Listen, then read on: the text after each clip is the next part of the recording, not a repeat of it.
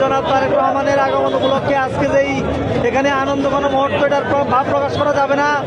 আমরা চাই আগামী দিনে এই বাংলাদেশের প্রধানমন্ত্রী হয়ে আমাদের এই দেশকে সুসংগঠিত করবেন, এই আশাবাদ ব্যক্ত করে সবার কাছে ধানের শীষে ভোটছে আমি আমার বক্তব্য শেষ করছি। আজকে আমরা একটা আনন্দঘন পরিবেশ উপলব্ধি করতেছি।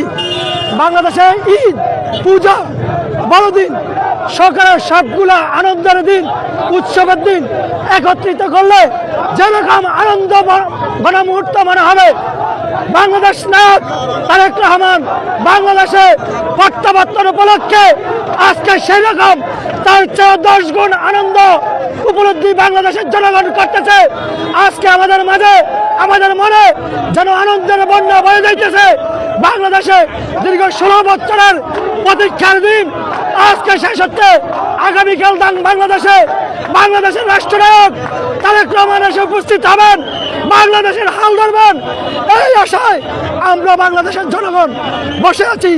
তারেক রহমানের অতন্ত্র শরীর রহমানের আগমন উপলক্ষে আসছে আগামীকাল আমাদের মানে এই 17 বছরের ক্রান্তি ঘুরে আমরা সবাই হাস্যোজ্জ পরিবেশে এই 17 বছরের মানে কষ্টকে আলিঙ্গন করে আমরা সুখীময় বাংলাদেশ আশাবাদ করি। তারেক রহমানের এই বাংলাদেশ, সোনার বাংলাদেশ গড়ার যেই অঙ্গীকার, ইনশাল্লাহ আগামীকালকে আসার মাধ্যমে ইনশাল্লাহ তারেক রহমানের আগামীর বাংলাদেশ গঠিত হবে। ধন্যবাদ। বিসমিল্লাহির রহমানির রহিম।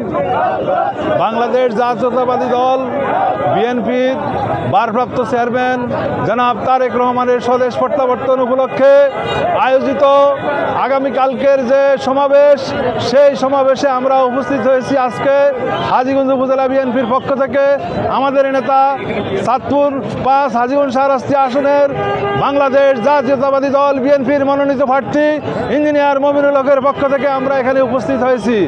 আগামী দিন আমাদের হাজীগঞ্জ শাহরাস্তি থেকে হাজার হাজার লোক ইঞ্জিনিয়ার মমিনুল হকের নেতৃত্বে কালকের সমাবেশে উপস্থিত হবেন।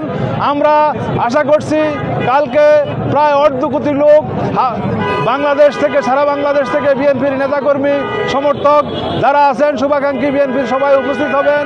সারা বাংলাদেশের মানুষ ঢাকার এই 300 ফিটের উদ্দেশ্যে অলরেডি রওনা হয়ে গেছেন এবং উপস্থিত হয়েছেন।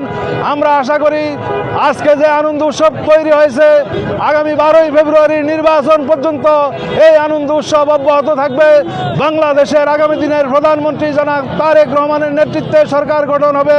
সেই সরকারের সুফল বাংলাদেশের আপামর জনসাধারণ ভোগ করবে এবং আমরা যারা এই 17 বছর অত্যাচার, অনাচার, জেল, জুলুম, হুলিয়ার মধ্যে ছিলাম, সবাই এই আনন্দ উৎসবের মাধ্যমে আমরা আগামী দিনে ধানের শীষে ভোট দিয়ে আমাদের বাংলাদেশ জাতীয়তাবাদী দলের ভারপ্রাপ্ত চেয়ারম্যানকে আগামী দিনের প্রধানমন্ত্রী করে আমরা ঘরে ফিরব, সেই আশাবাদ ব্যক্ত রেখে আমি আবার